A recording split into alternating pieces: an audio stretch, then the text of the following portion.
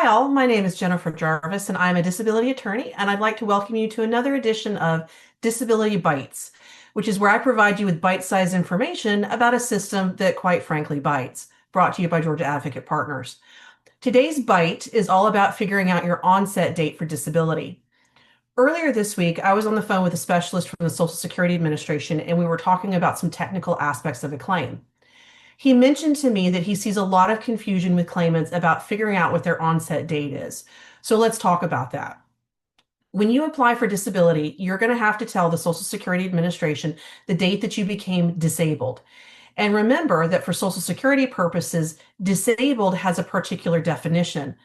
The date that you became disabled is not necessarily the date that you got your diagnosis. Your onset date or your date of disability for Social Security is the date that you could no longer work.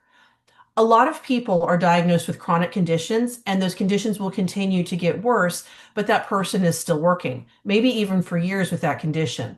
At some point, though, a lot of people will cry uncle.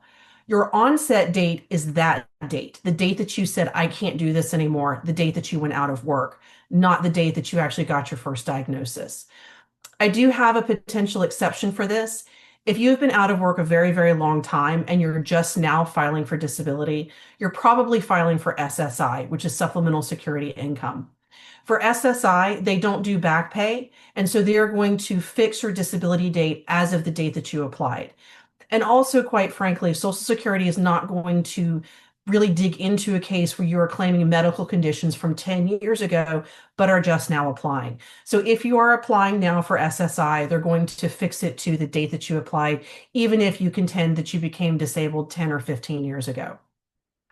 Alternatively, if you were born with a medical condition such as maybe cerebral palsy or an intellectual disability, and you could not apply for disability benefits as a child due to parental deeming, but now you're doing it as an adult, you want to fix your onset date as of the date of your 18th birthday.